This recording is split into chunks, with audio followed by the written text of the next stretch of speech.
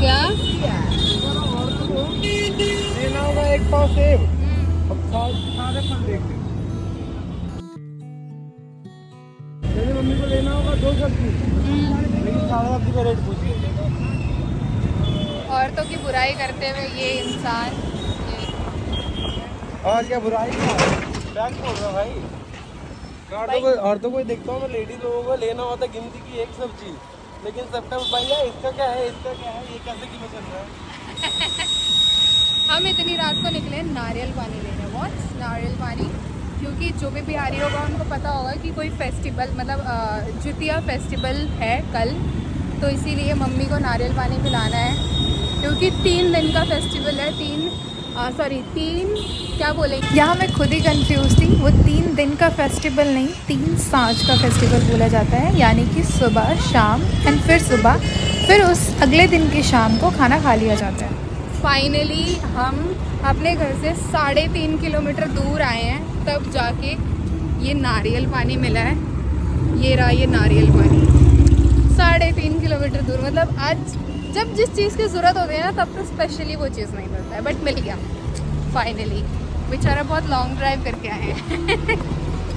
उसके बाद मम्मी ने सुबह 4 बजे उठ के करी पूजा। ये फेस्टिवल सुबह 4 बजे से स्टार्ट हो रहा था। रात में मैं जब नारियल पानी लेकर आई, फिर हम सो गए खाना वाना खा के। फिर सुबह 4 बजे उठे, मम्मी ने पूजा करी, उसके बाद मम्मी ने खाया। मतलब जो भी फास्ट रखते हैं जितिया का, वो सुबह 4 बजे उठ के खाते हैं, जिसको औंठन बोला जाता है। बिहार के लोगों को बहुत अच्छे से पता होगा। फिर उसके बाद यहाँ पे मैं भी खा रही थी, क्योंकि ऐसा बता रही थी मम्मी कि जो भी बहनें होती हैं, जिनके भाई होते हैं, उनको खाना चाहिए उनके साथ जो ये फास्ट रखते हैं। तो मैंने मम्मी के साथ 2-3 बाइट खाया।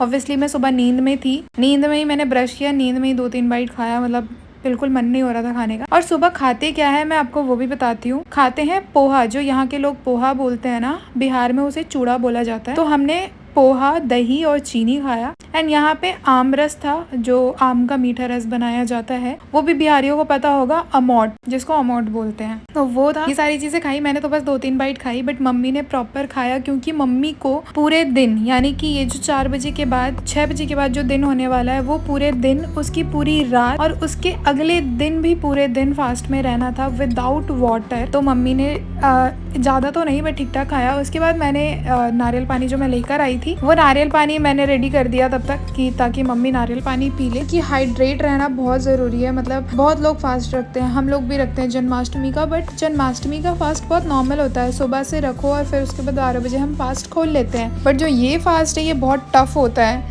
बहुत मुश्किल होता है, क्योंकि हम जो हमारे मुंह में सलाइवा आता है, हम उसको भी नहीं निगल सकते, ऐसा कहा जाता है इसमें। इवन कोई भी पत्ता तोड़ नहीं सकते। मतलब इसके बहुत रूल होते हैं, बहुत टफ होता है ये। एंड ये जो व्रत है वो स्पेशली बच्चों के लिए किया जाता है। ये व्रत हर कल्चर के लोग करते हैं, बट सभी कल्चर में ना व्रत करने का जो टाइम होता है, यानी कि जो दिन होते हैं, वो अलग अलग दिन होते हैं और तरीके भी अलग होते हैं और नाम भी अलग होता है। होई कहा जाता है, आई थिंक हरियाणा साइड में लोग जो करते हैं, हरियाणा के, आई डोंट नो हरियाणा में या कहीं और, मतलब हमारे पड़ोस में है, उन्होंने किया था, तो वही कहते हैं, बट उन्होंने पहले ही कर लिया था। हम लोगों में अब हो रहा था, जिसको जितिया बोलते हैं, जो कि बच्चों के लिए किया जाता है। ऐसा माना गया है कि स्पेशली बॉयज के लिए होता है, बट मम्मी बता रही थी कि नहीं, ऐसा कुछ नहीं है, हम सभी बच्चों के लिए करते हैं। पहले के जमाने में लोग कहते थे कि लड़के के लिए करते हैं, बट अब लड़के लड़कियों में कोई फर्क नहीं है, तो सबके लिए है ये व्रत। लास्ट में मम्मी ने पिया नारियल पानी, जो कि बहुत ज़्यादा ज़रूरी था, important part of this festival.